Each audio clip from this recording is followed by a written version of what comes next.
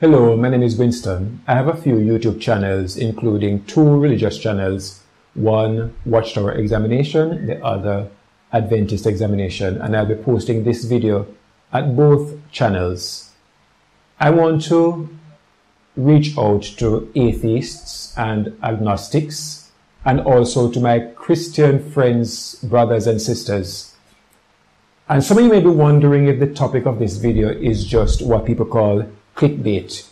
You do something in order to get people to click. I will tell you, I will confess to you that I chose a topic that I wanted to grab your attention, but also is a sentiment of what I want to say to you. It's the foundation of something I feel like I want to say to many atheists time and time again. I posted a video at the Watchtower Examination channel, and someone said that he no longer believes in the Adam and Eve fairy tale. And so I decided to do this video. As a matter of fact, I've done one before.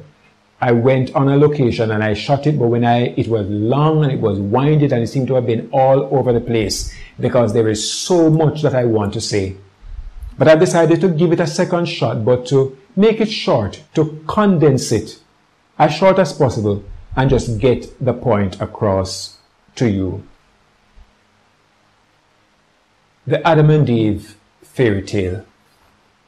Years ago, I read something in a Mad magazine. For those of you who are older than me or old enough, you will remember the Mad magazine. That's what it's called, Mad.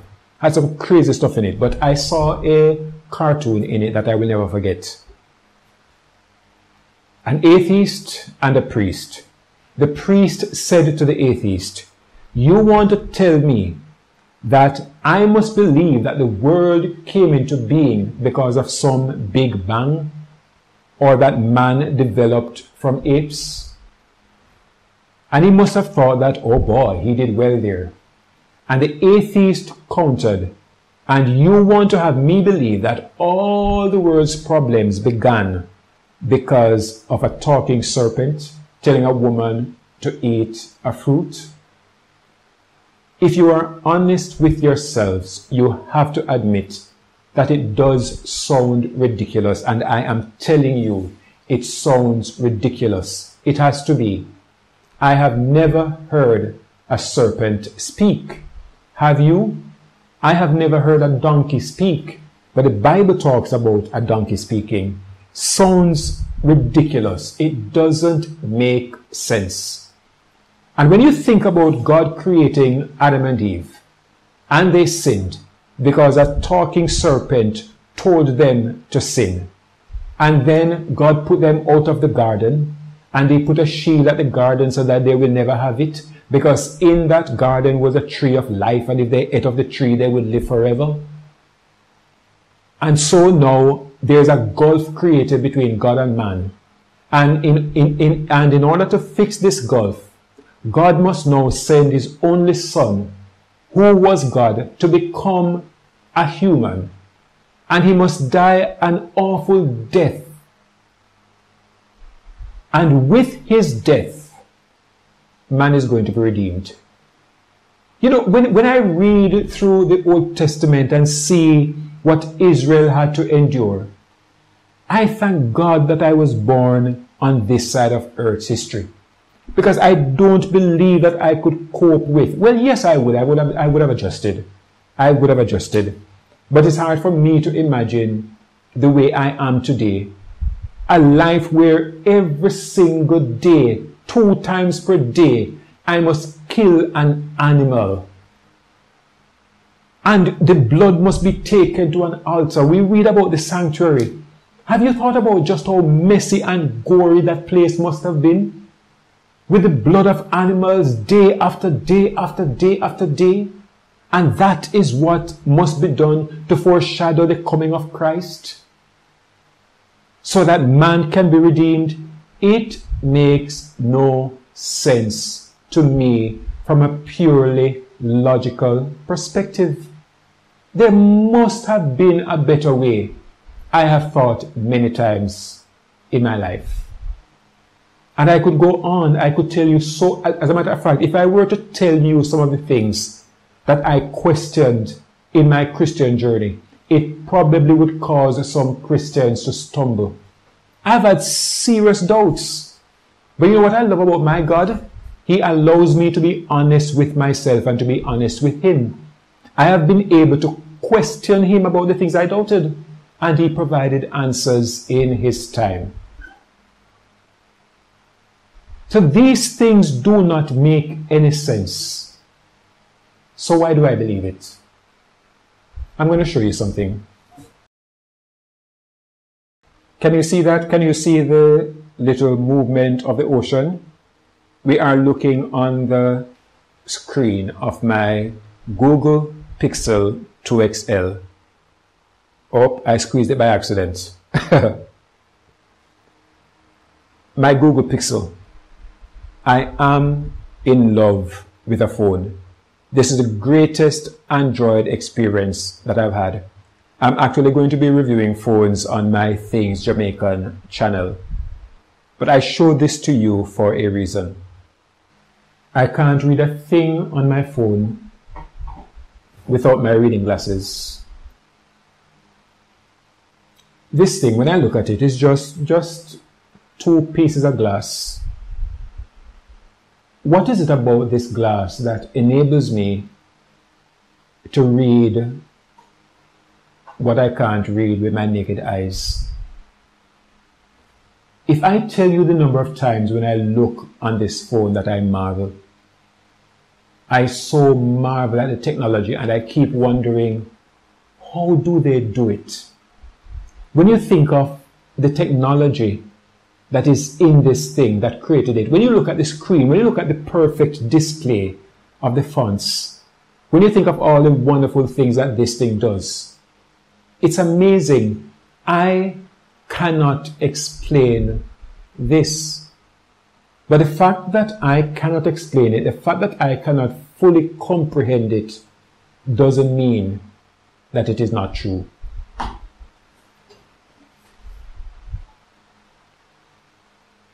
Have you really ever sat down and seriously pondered our biological systems? Think about our system, the respiratory system. And even before we get to the respiratory system and examine it, let us think about the exchange that goes on with plants and animals. How we use oxygen and breathe out carbon dioxide, and the plants do the exact opposite. And then there's this perfect symbiosis between plants and humankind with the air that we breathe in order to exist. Accident? The digestive system. I put something in my mouth and saliva is excreted. The salivary glands instantly come in to start working to salivate the food, to make it soft. The taste buds are working to tell me what is salt, what is bitter, what is sweet. And then the process goes, you chew the food, it goes in. The wonders of nature.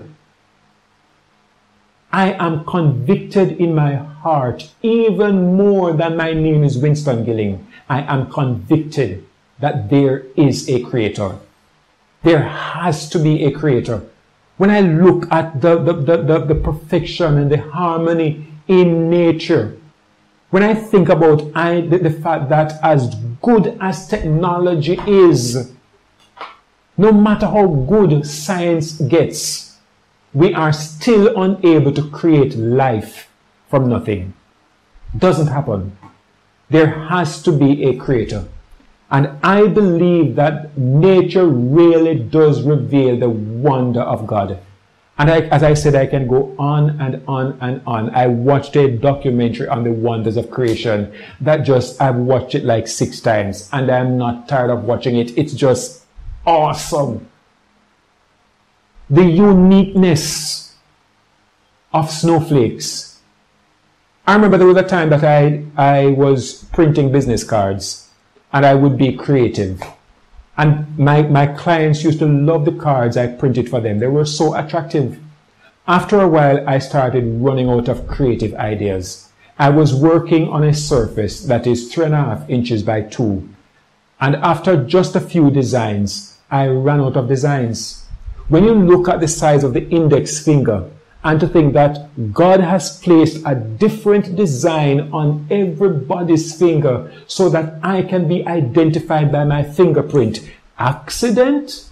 No. I think not. And so, while there are many things in the Bible that makes no sense to me, creation and evolution is multiple times more nonsensical.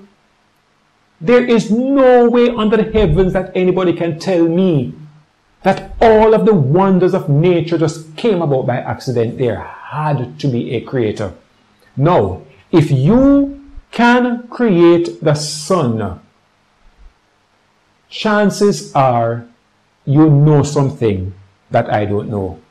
If you can create the universe, you know something that I don't know. And if you could exist before my mother, my father, my grandparents, my great-grandparents, and their great-grandparents, you've been alive all that time and you're seeing all that is going on earth, you know something that I don't know.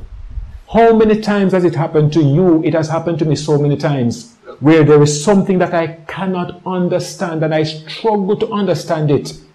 And then it is, oh, no, I get it. When I was small, my father was an idiot. Because that man used to make some decisions that, as far as I was concerned, were idiotic. They made no sense. I was but a boy. I couldn't understand. Now that I'm a man, I fully understand why my father made the decisions he made. If God is able to create the world, He knows some things that I don't know. And I believe that He knows, because I have sat down and thought about it. I tell you about the plan of salvation, doesn't make any sense. I have sat down and I thought about alternatives that I could come up with. And with every single alternative I thought of, there was a problem. And so what it comes down to is the matter of trust. I trust God. I know. It was just last week, related to business. I was explaining something to a young lady, and I said to her, log into your account and link me.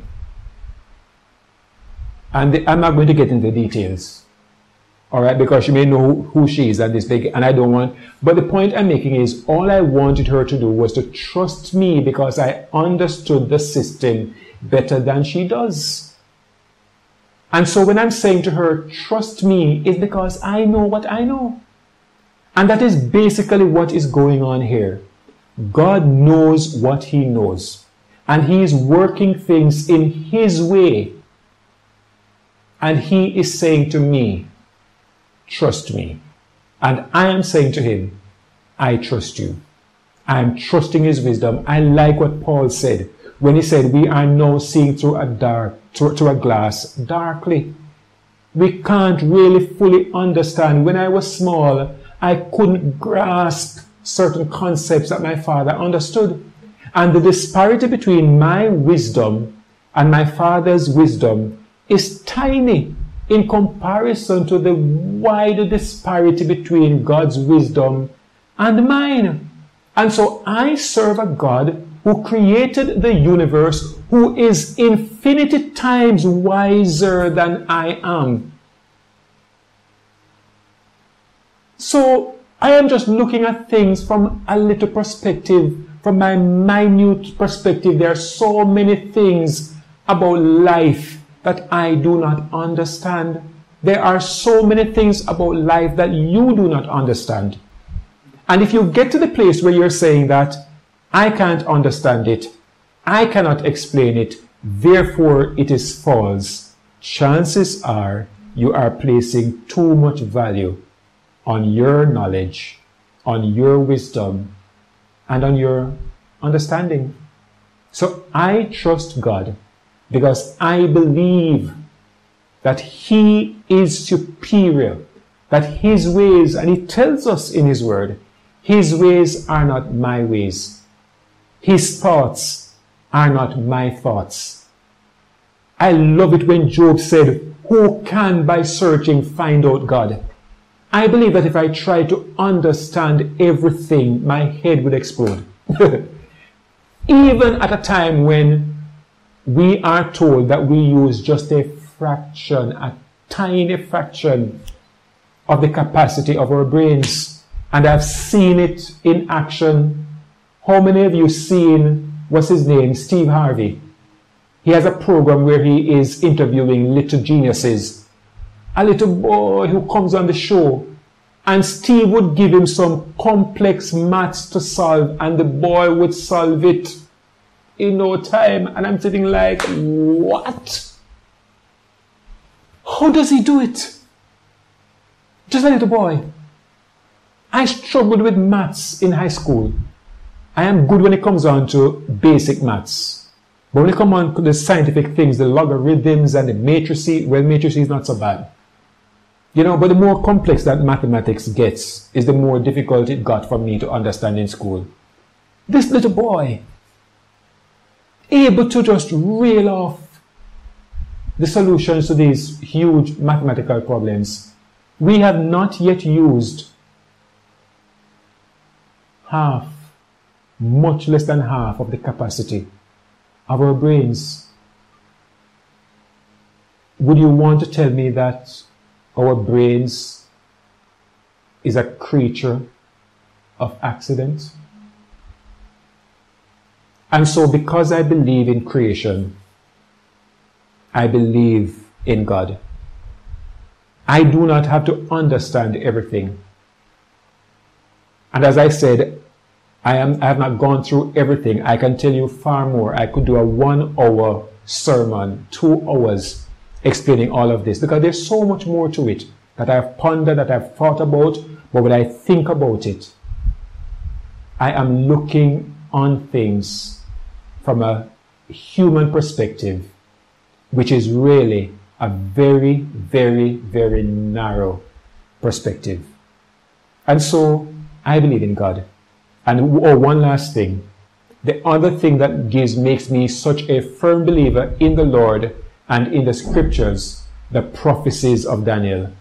How Daniel was able to so accurately predict the rise and fall of major nations centuries before it happened had to be by divine revelation. I believe in God. And so what it comes down to is what Christianity really is. It's a faith. You call it faith-based. It's about putting your trust in someone. And I feel very comfortable. And I don't believe, maybe some believe that, oh, you're just trying to console yourself. No. I have seen too real, which is another thing we could get into, answered prayers. Many stuff baffles me. The starvation of children. But I believe that my God knows exactly what He's doing. And I believe that when we get to heaven, much more will be revealed. And then all of us will be saying, oh, now I get it. Now I get it. I trust Him. You have a right not to believe in God. You have a right not to believe me. But I am only explaining to you why I believe Him, why I trust Him, and I trust Him completely. Things I do not understand now, but it's not only in the Bible. But the fact that something doesn't make sense to me doesn't mean that it is not true. The fact that something doesn't make sense to me doesn't mean it is not real. And I am inspired by the story of Professor Walter Veith, who is a college professor who once was an atheist himself. But he was floored by a student. And he said that someone, I can't recall if it was a student, I watched this some time ago. But I remember something to the effect that someone asked him, do you know everything? And he said, no. And then he was asked, are you prepared to consider the possibility that among the realm of things that you do not know is God? And he pondered it. He pondered it. The long and short of it is that Professor Walter Veith is today a devout Christian, a firm believer in God. And I join the millions around the world who put their trust in the Creator of the universe. Thanks for watching. Have yourself a wonderful day.